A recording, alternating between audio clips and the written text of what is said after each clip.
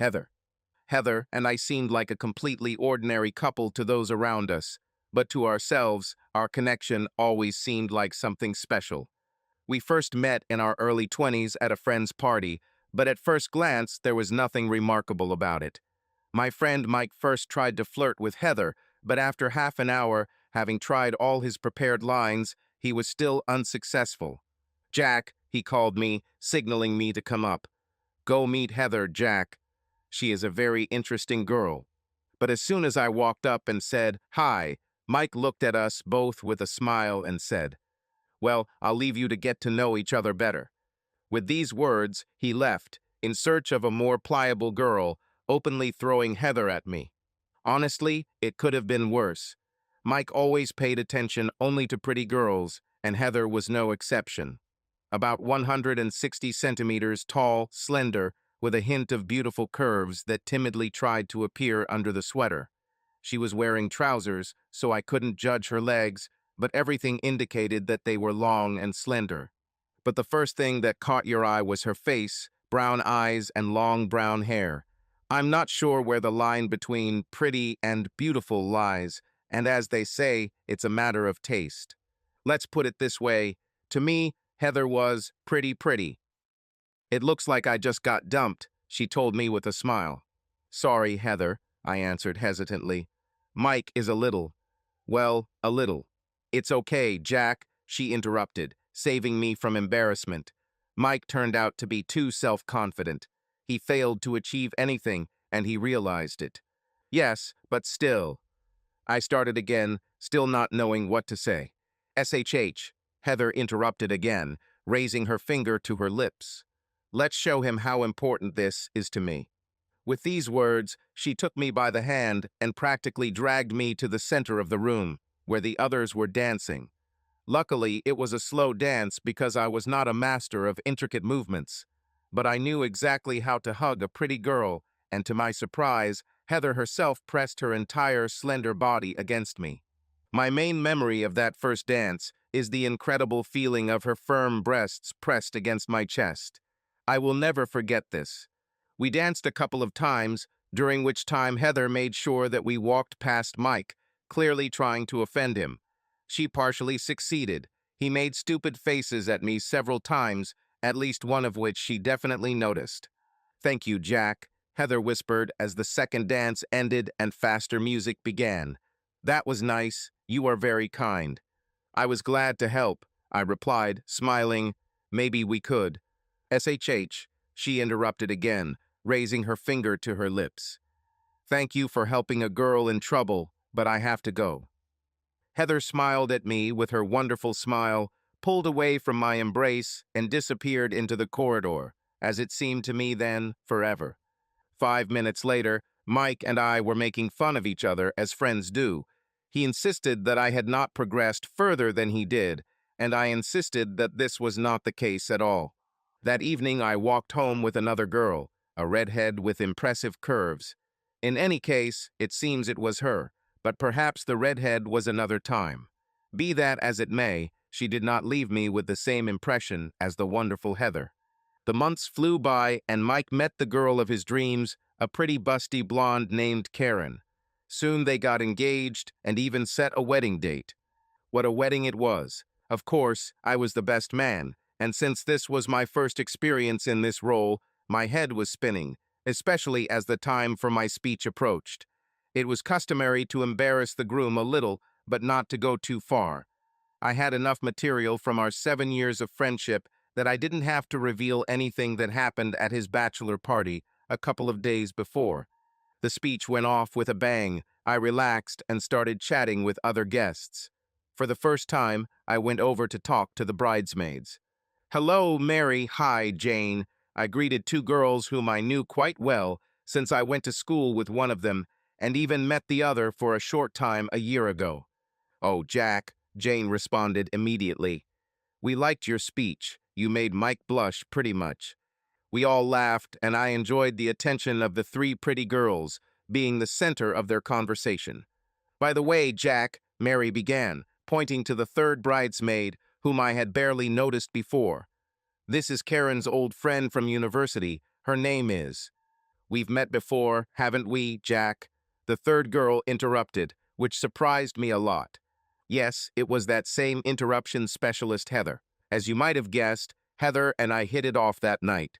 She explained that on our first evening we met, she was engaged to some guy from the army. Their relationship did not survive when she found out about his several affairs on the side.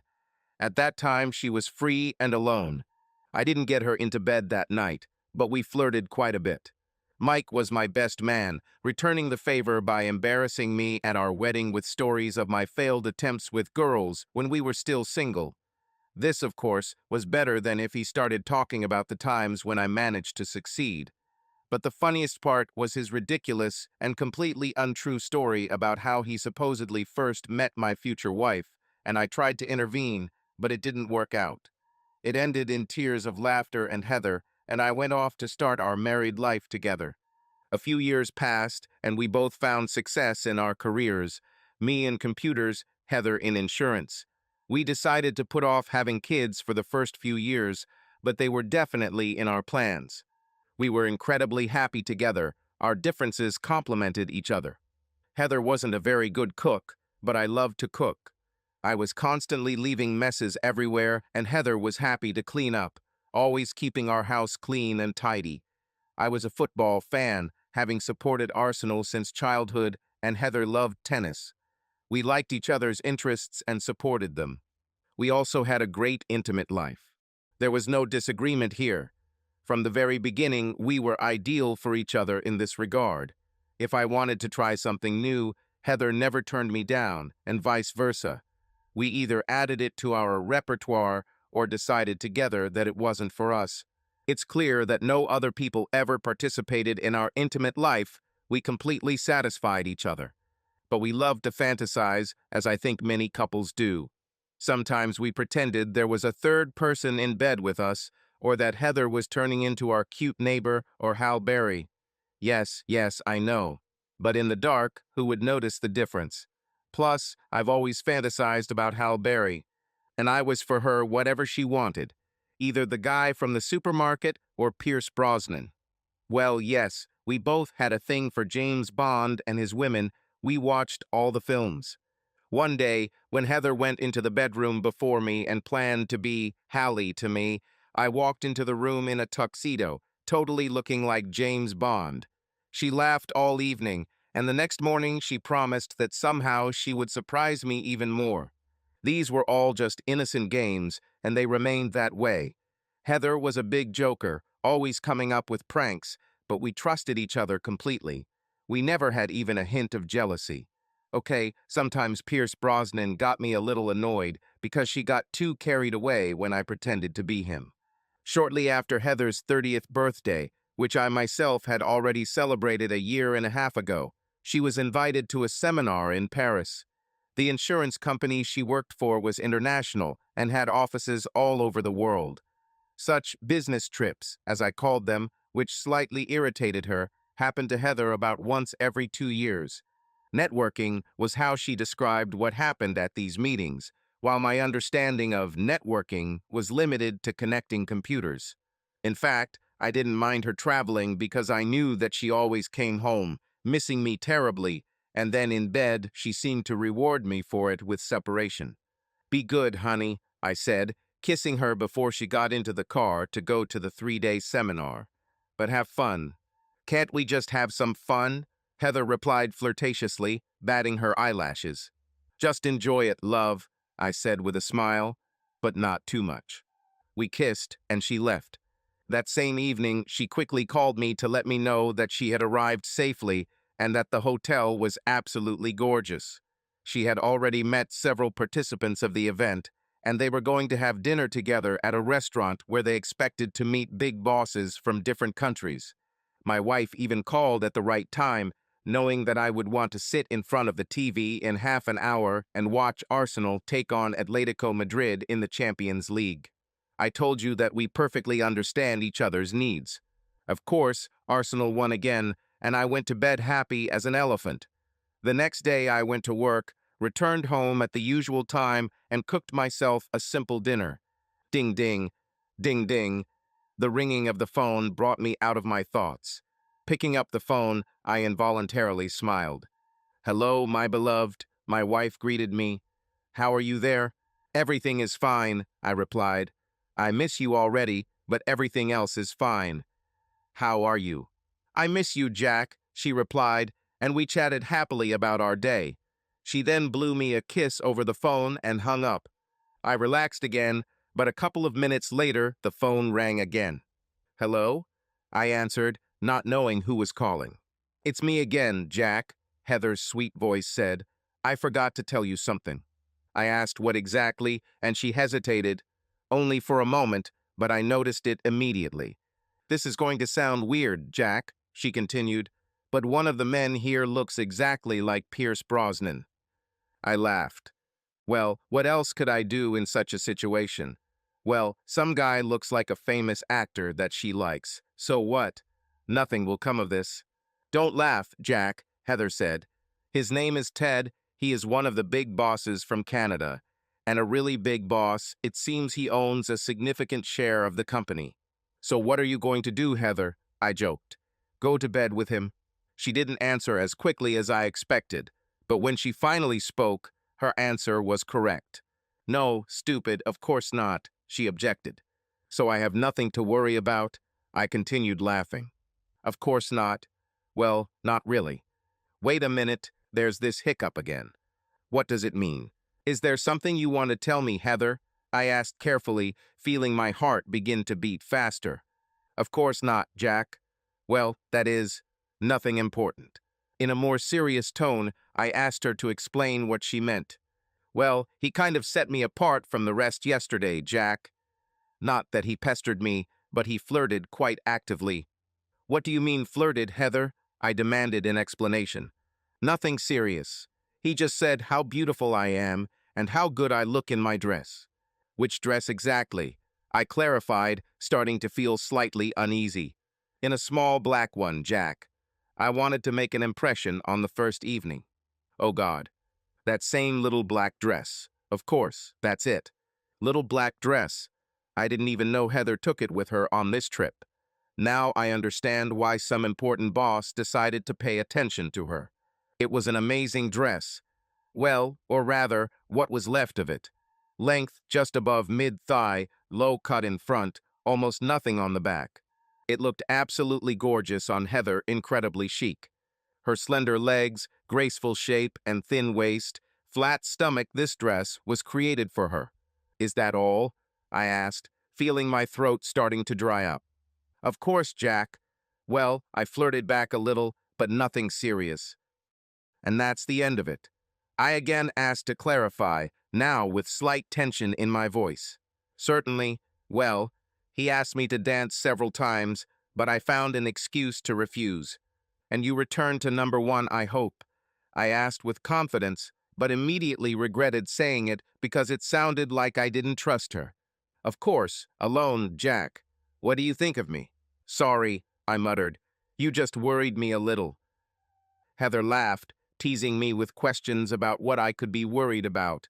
I told her it was nothing, but reminded her how many times she had pretended to sleep with Pierce Brosnan, and that his double might be better at the role than I was. We both laughed and said goodnight to each other. I even agreed that it would be okay if she danced with Ted Brosnan if he invited her again. That night in bed, I began to fantasize about my heater making love to this man. Confident that this would never happen in reality, I even got a little carried away, plunging into our past fantasies. The next day passed without any incident. Early in the evening, I sat at the computer, waiting for a call from Heather. When she called, she was beaming with enthusiasm, talking about the seminar, the people she met, and the new knowledge she gained. "Well, how is Ted?" I asked when the conversation died down a little. "I knew you'd ask," she replied. "Was he flirting with you again?" I asked, feeling everything tense inside me. "Of course, Jack," she said calmly. "Did you dance with him after all?" I couldn't resist asking. "You said it yourself, Jack." There was silence, heavy and awkward, as I waited for her to continue. "How many times, Heather?" I didn't want to ask, but I couldn't resist. I needed to know. "I'm not sure, Jack." probably almost the whole evening. He dances great. I didn't know what to say. I trusted Heather completely, but this situation was new to both of us, and I was having a hard time dealing with it. "Are you still here, Jack?" she finally asked. "Yes, of course, I'm here. I'm just afraid to ask the next question, that's all." Heather laughed. "You're jealous, aren't you, Jack?" "Not really jealous, Heather, more like—" She interrupted me, as usual. A little excited, "Huh? Can you imagine me dancing close to another man and wondering where his hands could have reached? Damn it, how does she know this? Damn it, I couldn't admit it to her." "No, Heather, I'm not horny. Just a little." "What do you think I'm up to?" She interrupted again. "I think so," I answered. "Don't worry, Jack. I won't deny that I got a little horny dancing with him, but I slept alone last night." "Well, okay then." My relief was probably too obvious. "I didn't let him into my room, Jack," she said with an innocent tone. "He wanted to, but I didn't allow it." I froze, digesting her words, and felt a lump forming in my stomach. "So he accompanied you to your room?" "Yes, Jack, I saw you off, but I didn't let him in." "And you didn't kiss him goodbye?" "Well, just one little kiss, Jack, that's all." "On the cheek?" I asked sharply, feeling my voice begin to rise. "Come on, Jack," she answered softly but insistently. "We danced all evening." He hugged me, pressed me to him, kissed my neck several times. One small kiss on the lips did not seem terrible to me. I said nothing, trying to clear my thoughts. I was just afraid to say something. "Come on, Jack," Heather repeated, as if she were telling me about something ordinary. "We've been fantasizing about me with another man for a couple of years now. This should obviously turn you on. It's not like I was really going to let him do more than a little kiss." I reminded her that these were all just fantasies, and reality was something completely different.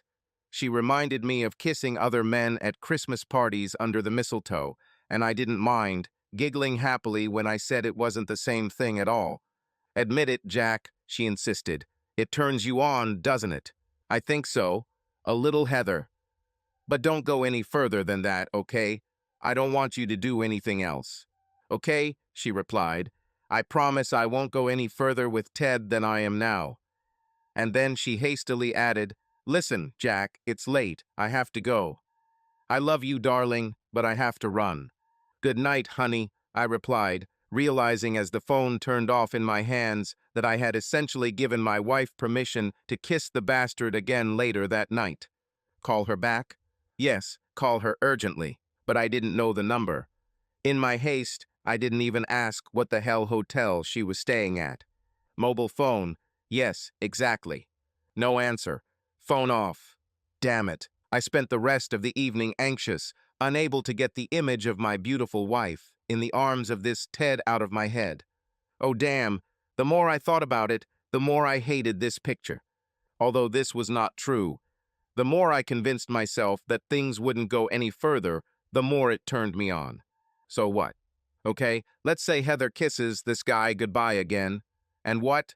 If only this would be all. Oh Lord, please let this be all. The next evening, I was completely exhausted, waiting for her call. The day was terrible. Several people asked what was wrong with me. But how could I answer them?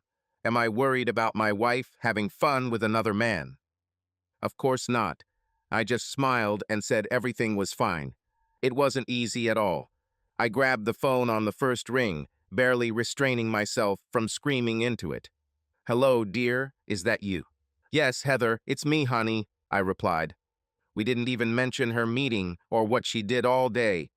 All I cared about was what happened last night and last night. "Thinking about me, honey?" Heather asked. I detected a slight nervousness in her voice. "Thought about you and what you were doing, Heather," I replied, unable to hide the note of worry in my voice. "Did you enjoy guessing what I was doing, dear?" she asked.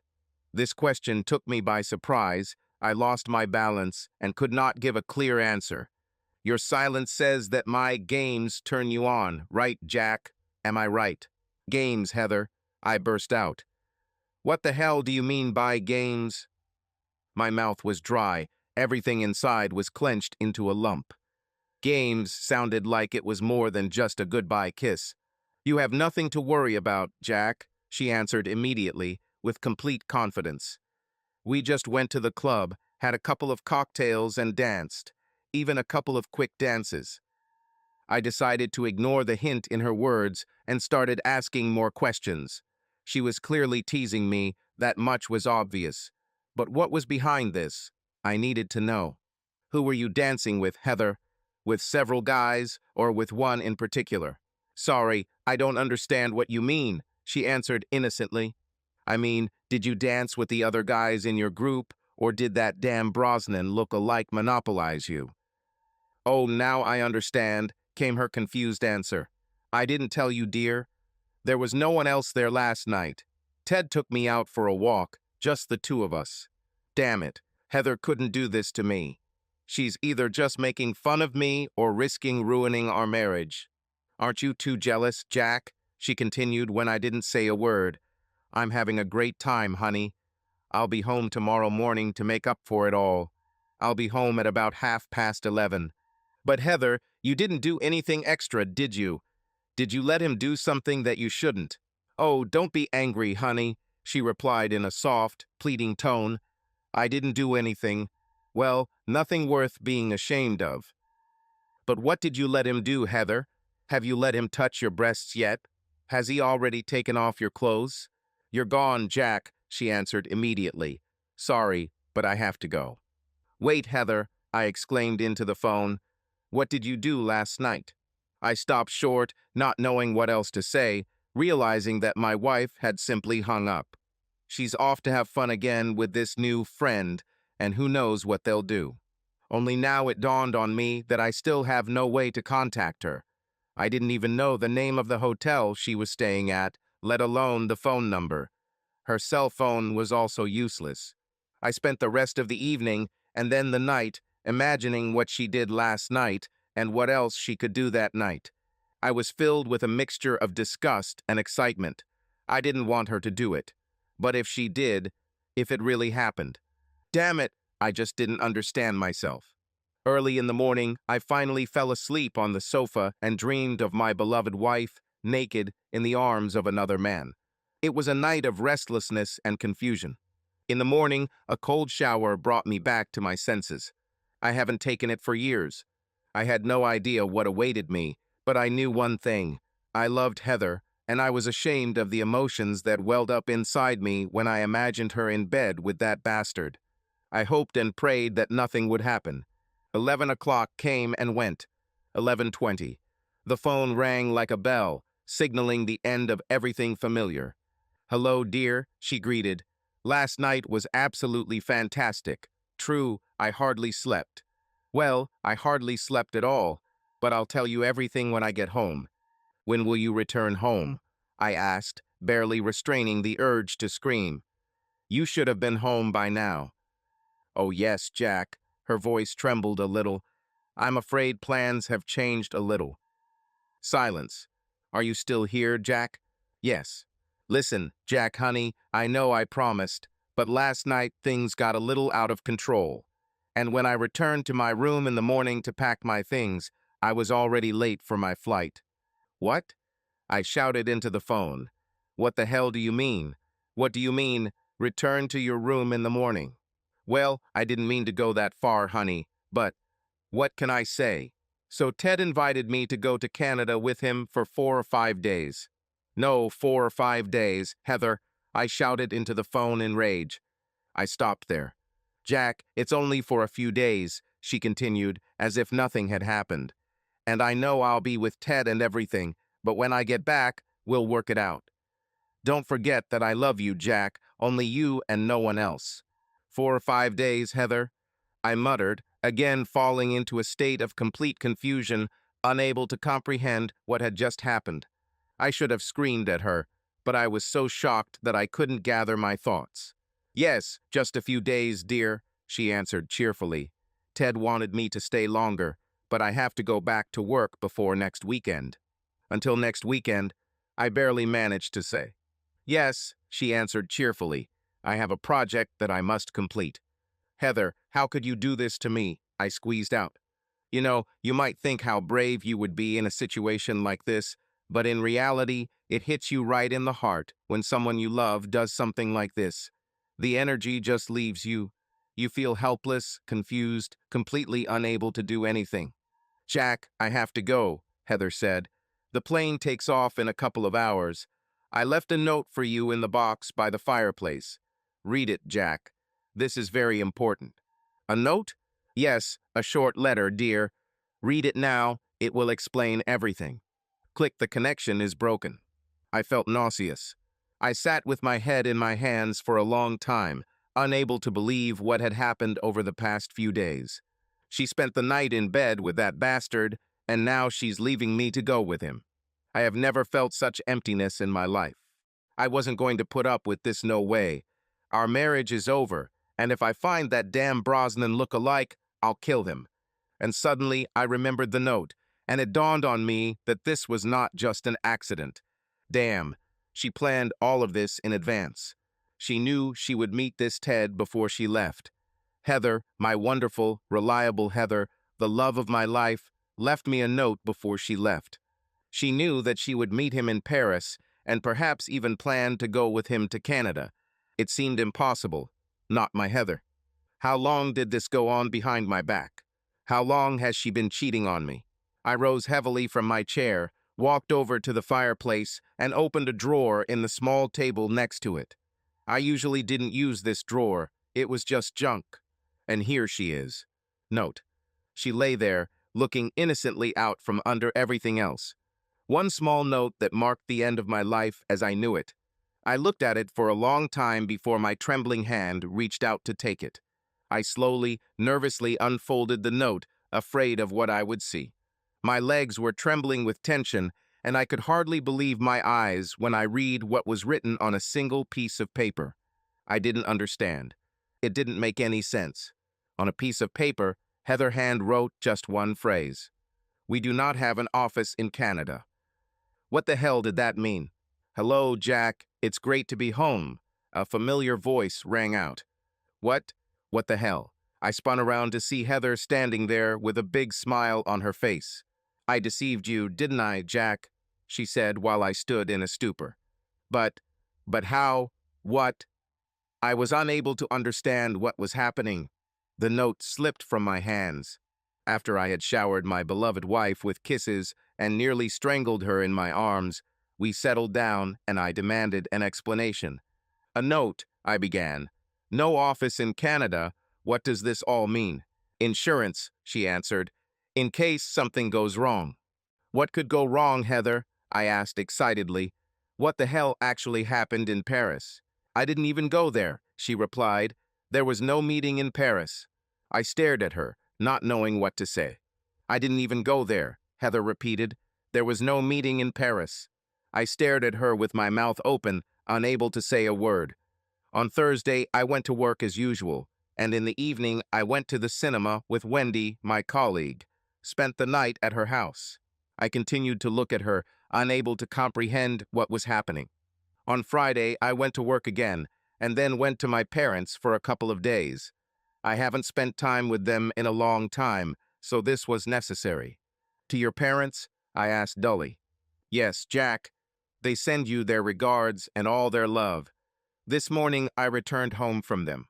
"And the meeting in Paris?" I asked again, trying to understand her words. "She wasn't there," she repeated calmly. "And Ted, Brosnan's double?" I insisted. "Fiction," she answered with a slight smile. "So, no kissing and everything else?" I muttered, feeling everything clearing up in my head, although it was hard to believe. "The only people I've kissed since I left are my mom and dad, Jack," she replied, smiling at my bewilderment. "But why?" I choked out, feeling the warmth return to my life as I realized it was all a game.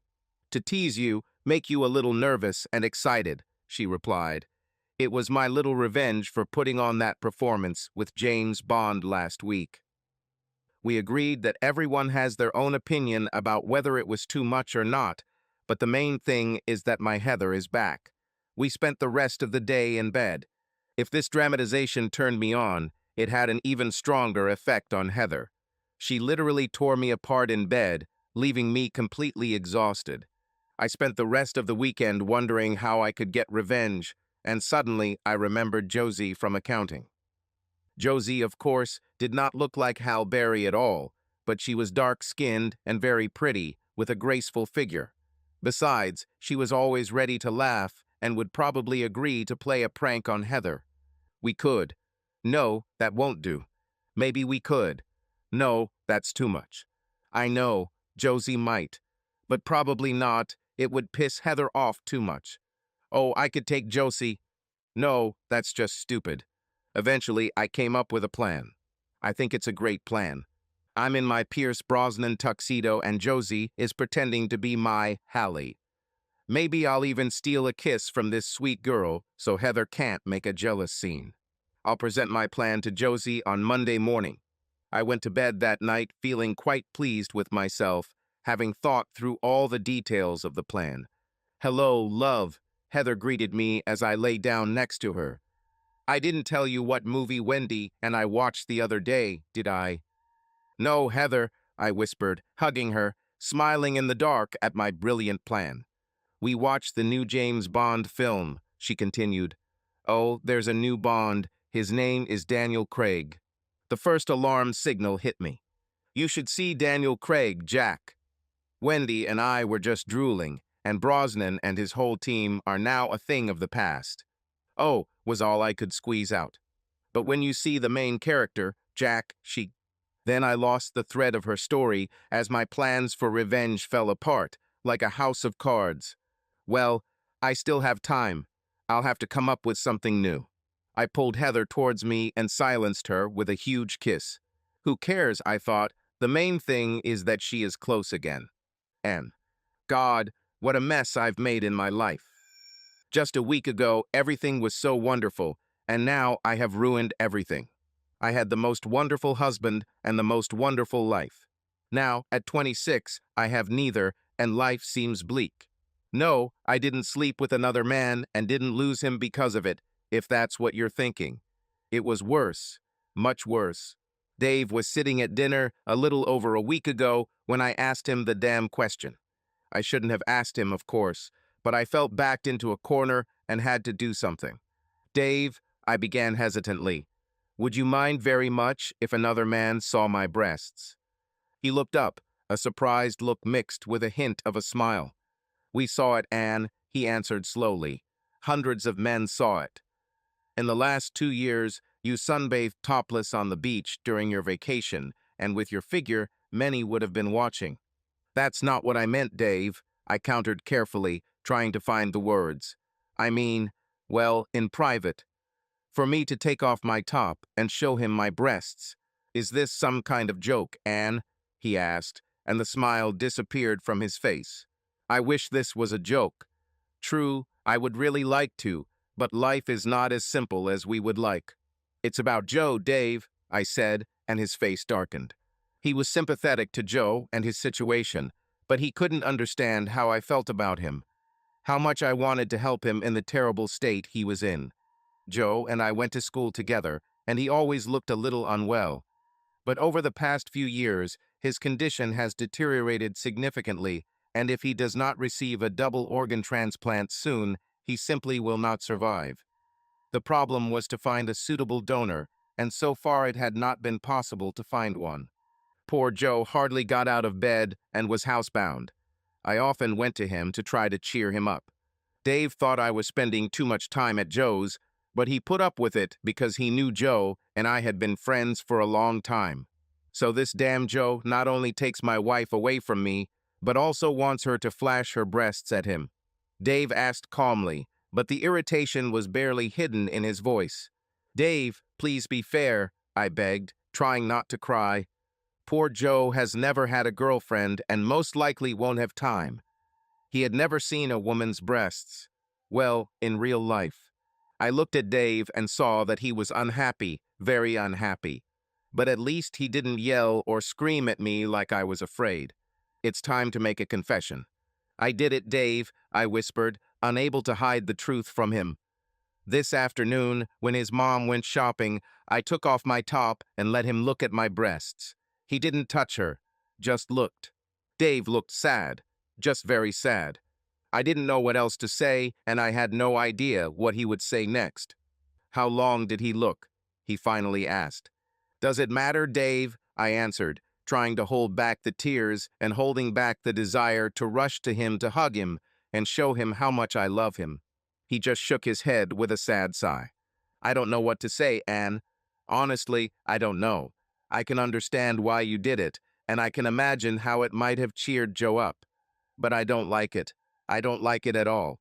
The moment had come to tell him the rest of the truth, but I couldn't. It was not something I had already done, but something I promised. How I regretted that I made this promise, but it was impossible to return it. Dave was more or less okay with me letting Joe look at my breasts, but what I promised to do was much more serious, and I simply could not decide to do it without Dave's consent. At 26, poor Joe was still sexually inexperienced. He had never even really dated a girl, and given his condition, the chances of this happening were almost zero. He desperately did not want to die without experiencing it and begged me to do this with him at least once. He wouldn't even have the strength to roll over on me, and I would have to be very careful not to hurt him if I did. If only I had made up my mind. God, how did I end up in such a terrible situation? There was tension in the room all evening. Dave said almost nothing, and I could see that he was thinking about everything. I spent the evening thinking about how and when to raise this issue. Dave went upstairs a little earlier than me, and when I arrived in the bedroom, he was already lying under the covers. I started to undress, and when I took off my bra and dropped it, Dave laughed. What's so funny? I asked. Joe is damn lucky, Dave said. These are the best breasts I've ever seen in my life, so I can't stay mad at you for showing them. In the end, we made love. My last thought before going to bed was that he would understand why I promised to help poor Joe. Now, I was almost sure of this and decided that I would bring up this topic in the morning. At breakfast, Dave was in a good mood, and I was waiting for the right moment to start a conversation. I think I waited too long, and by the time I mustered up the courage, Dave was almost ready to leave for work. You're not too mad about Joe and my breasts, are you? I asked, uncertainty. He laughed, and that gave me the confidence to continue. I took the plunge and told him what I had promised Joe, that I would sleep with him at least once before he became too weak to participate. I underestimated Dave's reaction. I was wrong, and a big one. He froze, his face expressing rage and disbelief at what I had just said. No way, darling. No way. His voice became louder as his rage grew. But Dave, I objected. It's just one time, and it's Joe's only chance. Then hire some damn woman to do it, he shouted at me.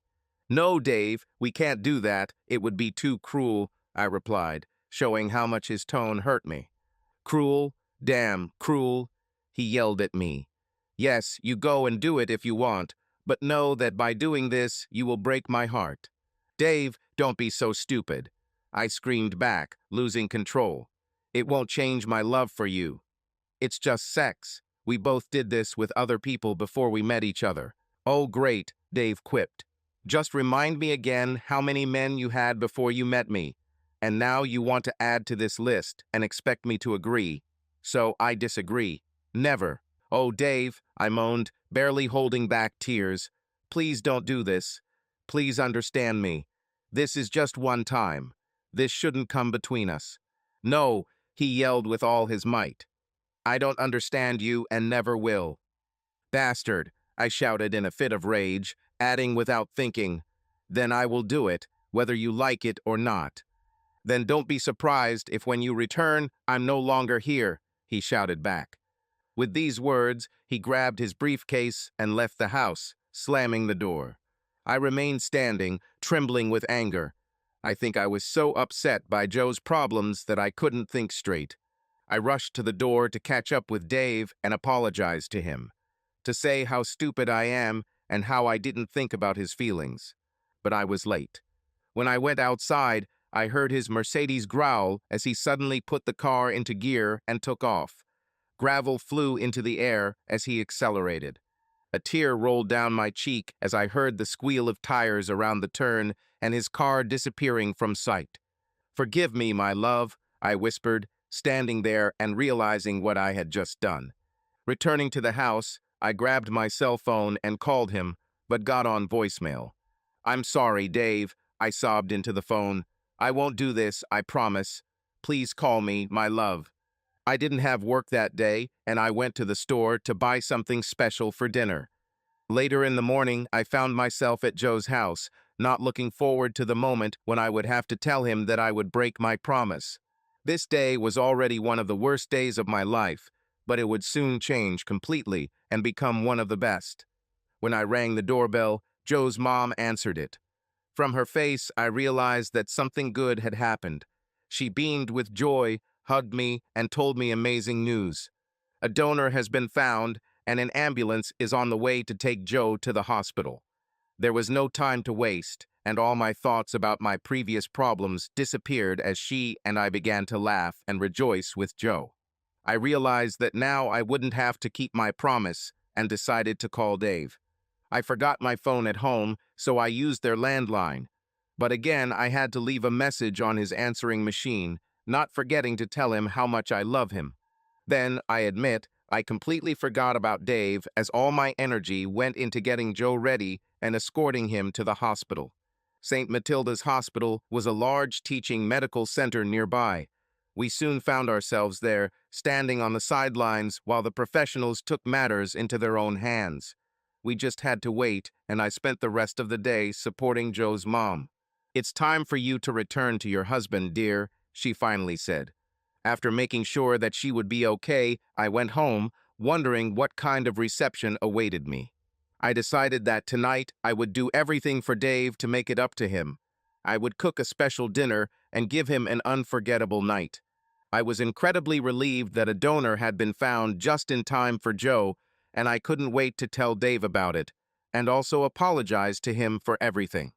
I was confident. I just knew that everything would work out. Joe will get better, and maybe he and Dave will even become friends. I laughed out loud, imagining how they would someday sit over beer and discuss how beautiful my breasts were. When I entered the house, I stopped in surprise when I saw Dave's mother. "Oh, hello. What are you doing here?" I asked, not expecting her visit. We got along great, but I didn't think that she would come in that evening. "Anne, oh, Anne," she screamed and rushed towards me. "Where have you been? We've been trying to contact you all day. What's happened?" I asked, seeing how bad she looked. "This is Dave," she said, unable to hold back her tears. "He had an accident, Anne. Forgive me, but he died. My life has stopped." I couldn't move or say a word as I listened to her explanation. "It happened early in the morning," she said. "On the way to work, very close. He missed the turn and crashed into a tree. Police say he was traveling at over 100 miles per hour and was likely killed instantly. At least he didn't suffer." I opened my mouth, but no words came out. Grief has not yet had time to firmly establish itself in my soul. "Why did he rush like that, Anne?" asked his mother. "Late for work? Why was he driving so crazy?" All I could do was shake my head, remembering how he had left the house that morning, furious over our conversation. I knew why he drove the way he did, and I would have to live with it for the rest of my life. We both hugged and burst into tears, grieving our loss. "Anne," his mother finally spoke, "there is one more thing. This might help a little." I nodded for her to continue. "When his body was pulled out of the car, they found his organ donor card," she said. "He was immediately taken to St. Matilda's Hospital, and they are operating on someone there right now. Perhaps something good will come out of this tragedy." "Tear out my heart," his words floated into my head. "Tear out my heart. Oh God, he will never know that I didn't keep my promise. How can I look Joe in the eye now, knowing that he's only alive because Dave is gone? How can I live with this? Ellie. Wow, look at this. Oh damn, what is my wife looking at again? This must be one of those damn magazines. OK Magazine, or Today, she especially loved them. All that could fill her head with pictures of second-rate celebrities, be it singers, football players, or just those around them. It wasn't fair to say she was empty-headed because she was quite smart, but lately her life seemed completely consumed by this obsession with celebrities and their golden lives. What did I find in it? What did I ever see in her? A stupid question if you just look at her. Ellie was damn beautiful by any standards. She was 25, much younger than me.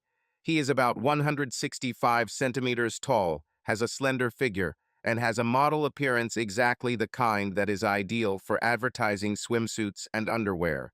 Not a bit overweight, but not too skinny either. Long, shiny brown hair, big dark eyes, and incredibly long legs.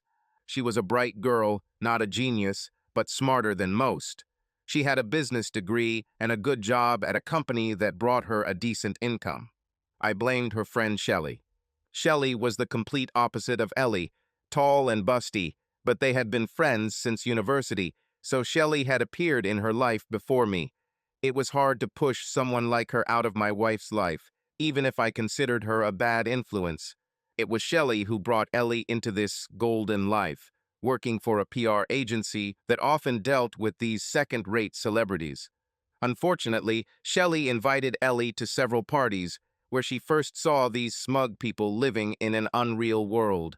It amazed Ellie, poor thing. I knew that over time she would outgrow this hobby, but I still began to wonder how much longer it would last. We were married for almost 3 years, and of course we loved each other, but her obsession with celebrities was a constant irritant. God, look at him. I looked up at her, and to be honest, I didn't really want to look at who she was pointing at. But I made an effort to please her and asked who she was talking about. Ashley Collins, of course, she replied, adding, "He's a football player. You should know who I'm talking about." I knew. I was more of a rugby guy, but in the UK it's hard not to know the names of at least some Premier League footballers due to the constant press coverage. And Ashley Collins was one of the stars, an England player. He was one of those celebrities who appeared too often in my wife's imagination. And I sometimes thought, when we make love, does she think about him and not about me? Although I also had my fantasies, and perhaps Ashley would be surprised with whom exactly he ended up in our marital bed without even knowing it. I could live with that. I loved her and knew that this infatuation would pass sooner or later. Bill, she began one evening after dinner. I waited for a continuation, but it did not come. She was clearly up to something. This was her way of getting my attention. "Bill," she said again, pausing. Oh, it worked. I was really interested in what she had to say. "You didn't have anything planned for Friday night, did you?" she finally asked. "No, I didn't, and if I had, she would have known, because Ellie was the one who handled our schedule." Another pause. She didn't continue. "You can't just ignore such a question." "Well?" I asked, finally giving in. "Nothing, Bill," Ellie answered casually. "Nothing important." 10 more minutes of silence. She had her head buried in her damn magazines again, and I was pretending to read the newspaper. I was already on the edge, but I held back. "Bill," she said again. "For God's sake, Ellie, what do you want?" I exploded. "Just tell me." Ellie looked at me and smiled. It was not an ordinary smile, but the one when she knew she had achieved her goal and had me where she wanted me. Shelley got invitations to some event on Friday, she finally admitted. It might be very interesting. "What event exactly?" I asked, already losing interest. "Some kind of awards ceremony in the city center," Ellie blurted out excitedly, clearly really wanting to go. "You know I don't like things like that," I reminded her. "But if that's what you want, then we'll go." Ellie bit her bottom lip, her habit when she was nervous, and looked at me silently for a few moments before continuing. "Actually, Bill, you weren't invited," she admitted. "Invitations are worth their weight in gold, and Shelley only has one to spare." I looked at my wife and immediately understood everything. Decoration. Ellie and Shelley were both beautiful girls, and it wasn't the first time they had been invited to such events solely because of their looks, and not because of who they were or what they did. I trusted Ellie and wasn't worried at all. I told her she could go and immediately forgot about this evening. I knew I had pleased her and expected a reward later in bed. I wasn't disappointed. My wife knew exactly how to please me if only she could tear herself away from her damn magazines. The evening of the event arrived, and I was looking forward to an evening in front of the TV. This didn't happen often, but this time there was a program on ocean racing that I especially wanted to watch. Honestly, this would have bored Ellie to tears, so I felt no remorse. Wow, this time I said it myself as Ellie came downstairs, ready to go to the event. She looked amazing, and I felt my insides clench at the sight of her. "Have I seen this dress before?" I asked. "Of course I did," she answered with a smile, pleased with my reaction. "I showed you when I bought it." Maybe she showed it, but the look of just a dress in a bag and a dress put on her are completely different things. It was quite revealing, not over the top, but definitely not the kind of thing she'd wear to the pub. Damn, she looked great. She was going to go out without me, like that, and I was jealous. Was this unwise? Yes. Was it unfair? Certainly. Was I jealous of who she would be with? Absolutely, damn it. Her little red dress showed almost all of her back, and the front was undone by a couple of extra buttons, revealing a little more breast and bra than I would have liked. I suggested fastening two more, but we settled on one. The skirt ended a good 10 centimeters above the knees. It was too short to go out without me, but what could I do? "See you later," Ellie shouted as the doorbell rang. "Don't wait for me, dear." "What time will you be back, Ellie?" I asked as she ran out to Shelley, clearly writing me off for the evening. "Oh, I don't know," she answered nonchalantly. "Maybe at 11, or midnight. I'm not sure. Don't wait." Well, no problem. I was free to watch my sailing racing program. But who am I kidding? Damn, she looked so amazing in that little red dress. I wondered who else would think the same way about her as I did. Who else at this damn event will look at her the same way I did? Crap, damn Shelley. If it weren't for her, Ellie would be with me now. "Pull yourself together, man," I told myself. She's just going to a party with her friend. This is an opportunity for her to live out a small piece of her fantasy. And then I thought about my fantasies. Damn it, I sure didn't want to go there. Everything will be okay, I told myself over and over again. The racing program began, and I was immediately immersed in the intrigue of international sailing. Fun, isn't it? One moment I'm worried that my wife will be seduced by celebrities, and the next I'm immersed in a discussion of tack and golf-win tactics. No problem. I needn't have worried. The program ended, and I picked up a sailing racing magazine. I almost laughed at my ambivalence when I realized how much time I was wasting on my magazines while Ellie read her OK or Today. Yes, we had our differences, but perhaps this is what made our marriage stable. I turned the page and saw my dream, the boat I always wanted, although I knew I would never get it. Ellie and I were actually similar. We each had our own unattainable dreams, but we were happy with each other and would probably be for many years to come. I continued reading. Here's Ashley Collins. I left the TV on, but was engrossed in the magazine. Just this name brought me back to reality. Ashley Collins. Who the hell is this? Oh yes, I remembered. This is the same top football player that Ellie has been talking about so often over the past year. Nice bastard, I have to admit. Young, athletic, tall, muscular, dark-skinned. What woman wouldn't dream about him, especially knowing that he's famous? I chuckled. Sorry, Ellie, but you are one of 10,000 such women. Yes, you're great, but let's be honest. And what do you think of this award that was presented to you this evening? Asked the presenter of the program. I feel truly flattered, the football player replied, surprising me with his sincerity. Footballers don't always get good press, so this award is especially important to me. Damn it, an intelligent footballer. I didn't think such things existed. This shows what a fool I was back then. What are you going to do for the rest of the evening, Ashley? Asked the presenter, showing less common sense than himself. Well, me and my special companion are going to have a lot of fun, he replied, hugging the beautiful girl who was standing next to him and smiling at her. Lucky bastard, I thought, looking at the screen. A guy like that could probably attract any woman he wanted. A doll like the one he was hugging. A beauty like the one who looked at him with adoration. Such a beauty in a little red dress who... Oh no. Oh damn. Oh God. Can't be. My insides turned to stone, and I stopped breathing as the camera pulled back to reveal Ashley's companion. My wife, Ellie. She pulled up her dress so that the hem barely covered her underwear. The button she had buttoned for me was now undone. Yes, and a few more buttons. Through the cutout, which went down almost to her navel, both breasts were clearly visible. Where the hell was her bra? She was almost on the verge of revealing everything. "Who's this lucky girl, Ashley?"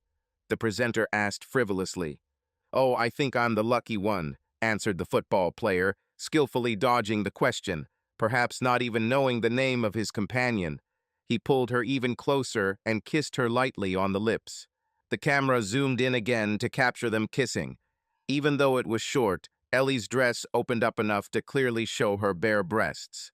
All this was clearly visible while he held her to him. Damn it, I'm definitely not one of those people who gets pleasure from watching some other guy kiss my wife. I was furious, completely furious. I threw the magazine down and ran towards the TV, clenching my fists as the camera continued to show my wife's bare breasts. I knew what it meant. This is the millionth photo that all the tabloids have been craving. Tomorrow, a photo of my wife's breasts will be on the front pages of newspapers. Damn it, damn it, damn stupid woman. Neighbors, our friends, my colleagues, everyone will know. How humiliating this is. How could she put us in this position? I tried to cope with my emotions as I watched that damn Ashley escort my wife to a huge black limousine and help her sit down, his hand lingering too long on her delicious ass. The program moved on to another topic, but I just sat there staring at the screen, completely oblivious to what was being shown next. I clicked the remote control, turning off the TV. I didn't want to watch anymore. I wish I hadn't seen this. Hated it. Despised. I never wanted to turn on the TV again. Silence. Thoughts. Anxiety, mistrust, fantasies, guesses. I hated the whole world and wanted to disappear. God Almighty, help me. I didn't know what to do or what to think. I felt tears begin to well up inside me, and my insides twisted into a knot. Was I a fool? Probably. But who would behave differently in such a situation? Think. Just think. What should I do? Should I call her? Yes, call Ellie. Demand that she come home right now. Her cell phone rang several times, and the answering machine said she was unavailable. "Hi, Ellie, it's me, Bill," I said, trying to control my voice. "Don't do this, Ellie. Please don't do this if you love me." That's all I could come up with. It's no use, I thought. But was it so? The clock struck 11, and then midnight. I sat in the living room, waiting for her to return, desperately hoping that she was about to come in, but at the same time afraid to see her. I tried to read, tried to watch TV, but it was no use. I couldn't get the image of her bare breasts on display for the world out of my head, and even more so, I couldn't stop thinking about what she could be doing at that moment. I almost threw up. Midnight has passed. Okay, I thought, how many times have I told Ellie the time myself and been late by half an hour or more? It's 1 o'clock in the morning. Okay, sometimes I myself was very late, getting carried away by communication. 2 hours. I was running out of excuses for her. 3 hours. 4 o'clock. 4:40. I heard a car stop in front of the house. I restrained myself from looking out the window and seeing who brought her. I heard the key turn in the lock. I heard the front door open and close. I heard her heels clicking down the hallway, which froze when she noticed that the living room light was still on. She stood there for a minute, 2, 3 before she carefully opened the door. "Hello, dear," she said, uncertainty. "Are you still awake?" "How are you?" "Damn Ashley Collins, Ellie," I demanded, abandoning the planned calm reception. She didn't say anything, just froze and looked at me, her face becoming noticeably pale. "Did you have a good evening?" I continued, raising my voice. "Damn good, right?" Ellie turned sharply and ran out of the room. I wanted to continue to sort things out, but that night I never did. I should have run after her, but I was afraid that I would do something I would regret. The next morning was hard. Silence. Cold, oppressive silence. No talking. No excuses. Until Ellie finally turned to me. "Sorry," she said. I returned later than planned. "Much later, Ellie," I replied. "Okay, much later," she admitted. "But Shelley and I went to the party," she said. "So you both left the ceremony together?" I asked as calmly as possible. "Yes, sure." "Didn't you go off alone with any of your famous friends?" I clarified. "No, of course not. Well, not really." "You didn't go off alone with Ashley Collins?" I ventured to ask the next question. "No, of course not, Mike. What makes you think that?" "From TV, Ellie," I answered. "I saw you get into his damn car. I saw him put his arm around your waist and touch your ass. And before that, along with half the country, I saw your bare chest peeking out." We looked at each other for a few moments before I continued. It was obvious that she was unaware that the television camera was focusing on her bare breasts. "And then I sat here for 5 damn hours, waiting for you to come home." Another long pause as I waited for her to respond, and she probably tried to think of something to say.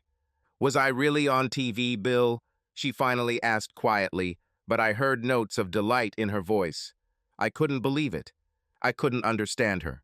I was trying to find out if she cheated on me, but she was more interested in whether she got on screen. "How many times, Ellie?" I demanded, ignoring her question, but she just sat there with a small smile on her beautiful face.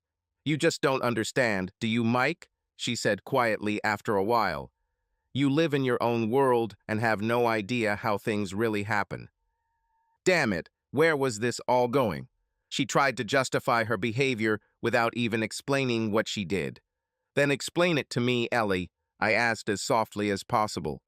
"Explain why I shouldn't be angry because you showed your breasts on TV and then publicly went out with some handsome guy for the whole night, perhaps slept with him, and I should consider this the norm." Ellie looked up at me. Finally, I saw some remorse in her eyes when she realized how upset I was. Her eyes filled with tears, and one tear slowly rolled down her cheek. "Mike, you know how much I love you, but it's just something I have to do. I can't help it, honey. I just can't. But give me a little time, and maybe I'll get over it. I can handle it." She looked at me, her eyes full of tears, until one rolled down. "Ashley's really cute, Mike. Really, you'd like him if you met him." "Are you asking me to meet your lover, Ellie?" I asked sharply. "Do you really expect me to shake his hand and thank him?" "How can you be so terrible, Mike?" she screamed. "Why do you immediately assume that I allowed him to make love to me? What do you think you did for 4 or 5 hours last night after you left with him?" I shouted back. She didn't answer. She simply closed herself off and refused to talk. I realized that I could not force her to speak with any words other than shouting or threats. It wasn't guilt, it wasn't shame, because if she had slept with this Ashley guy, I'm sure she would have been ashamed. So what did she do? Or didn't you? The devil knows. And to be honest, not knowing was worse than if she had just confessed.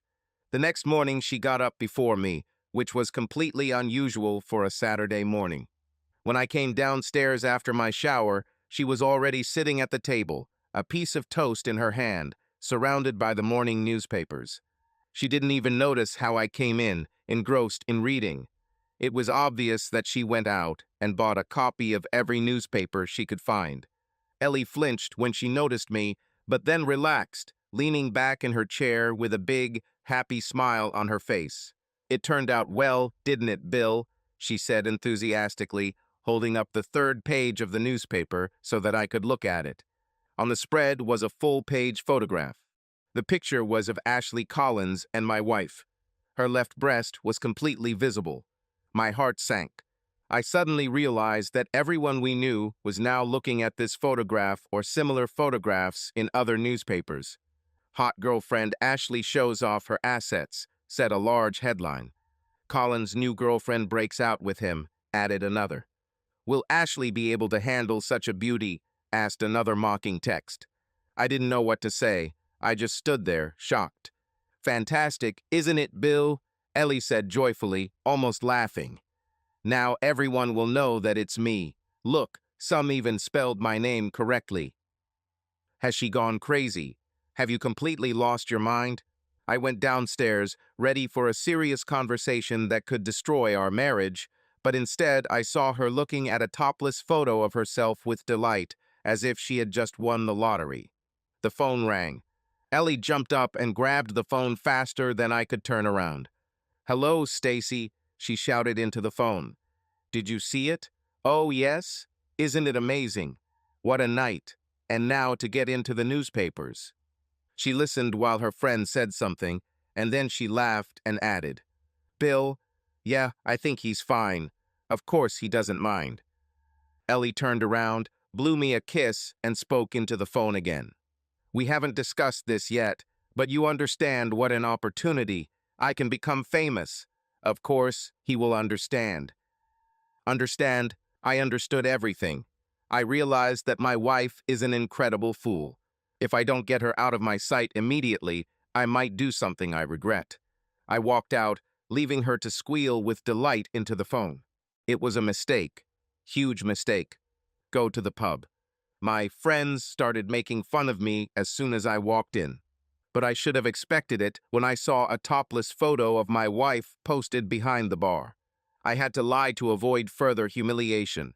I told everyone I was at the ceremony with her. He said that this photo and articles were simply an exaggeration and an invention of journalists. I even pretended that I had met Ashley Collins himself and said that he and I went to a party after the ceremony. Yes, I even said that he seemed like a nice guy. How else could I have done it? How could I admit that I still don't know if my new wife cheated on me with him last night, and that she refuses to talk about it? Damn her. I already doubted that our marriage would survive this weekend. When I got home, I was furious and was about to finally talk to Ellie. But a surprise awaited me at home. Stacy was there along with another one of her friends. "Isn't that wonderful, Bill?" Stacy shouted as soon as I entered. OK Magazine called while you were away and wanted to interview Ellie. "And Ashley Collins called too," added Jill, another friend. "He wants Ellie to go with him to another party tonight, and he said we could go with her too." All three of them looked at me as if this was the greatest day of their lives. Maybe that's how it was. In this case, our marriage has completely lost its meaning. I wondered what would happen to Stacy and Jill's marriages if their husbands found out what they were doing. And I have already made a decision that will change my life. Containing my anger, I politely kicked her friends out of the house, leaving Ellie and I alone. "You're not going to put a spoke in the wheels, are you, Bill?" Ellie said. Her words sounded more like a statement than a question. I thought about it. I thought carefully. No, I didn't mean to cause a scandal. It no longer made sense, but I needed to know a couple of things, just to be sure. "Did you sleep with him last night, Ellie?" I asked calmly. "What does this change?" She answered. There was a slight nervousness in her voice. "If I love you, Bill, then what difference does it make? Think where this can lead. I can get on television, become famous." "It doesn't matter, Ellie," I said. "It doesn't matter. I just want to know how everything will happen next." Her frowning face relaxed, and she smiled broadly at me. "I knew you'd understand, Bill. I just knew. Don't worry, I'll always love you, and I'll always have time for you." She threw herself on my neck and showered me with kisses. I didn't push her away, but she didn't notice that I wasn't responding with the same enthusiasm. "No, darling, no, damn it, no way. So you slept with him, Ellie?" I reminded him of my question. "Well, a little," she said vaguely. I clarified what she meant, and she admitted that they ended up in bed. "And how did you like it?" I asked, although I didn't understand why. Perhaps this is a natural reaction when you find out that your wife has committed infidelity. "Well, okay," she replied, although the expression on her face said much more than words. What should I do now, I thought. Nothing hasty. Just wait and think about it. What's done is done, and I couldn't change it. I need to decide what I want to get out of this and what my future will be like. A few hours later, I stood at the door, seeing Ellie and her friends off. All three were in full dress, revealing outfits, excessively exposed areas of the body, endless legs. "You're such a wonderful husband, Bill," Stacy said, kissing me on the cheek. There would be more of these. Ellie was so excited that she forgot to kiss me goodbye, but at least she thanked me for everything, telling me not to wait for her. I wasn't going to wait. Not that night. I didn't hear them return, which wasn't surprising because when I woke up at 8 in the morning, they were still gone. And it was for the best. Thanks to the convenience of online banking, I was able to rearrange everything I needed without leaving home. I had just finished my business when the trio finally noisily entered, looking nowhere near as happy as the day before. They looked tired and rumpled. "Bastards," Stacy hissed with hatred on her face. They fed us, gave us something to drink, and then took advantage of the situation. "God, I had 4 of them in my bedroom," Jill said, almost crying. "You're lucky, Jill," added Ellie, my wife. They all signed pityingly, looking at each other, completely unaware of my presence. I thought it was time to remind them that I'm still here. I coughed loudly. They turned around in surprise. "If my husband calls, tell him I spent the night here, okay, Bill?" Jill asked. "No problem, Jill," I replied. "I've already talked to him." Jill thanked me, but later she was in for an unpleasant surprise when she found out exactly what I had told him.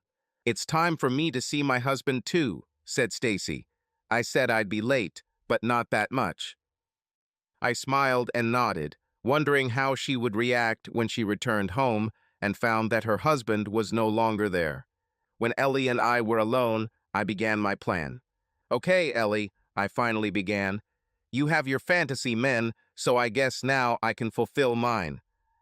Her face frowned. This was clearly not what she expected.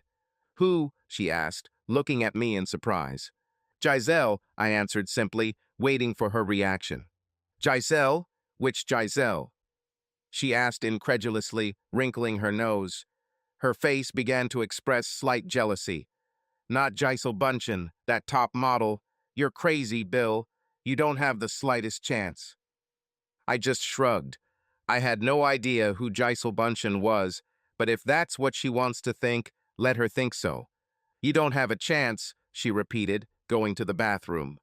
"You won't even be able to talk to her. All these celebrities are not worth attention at all."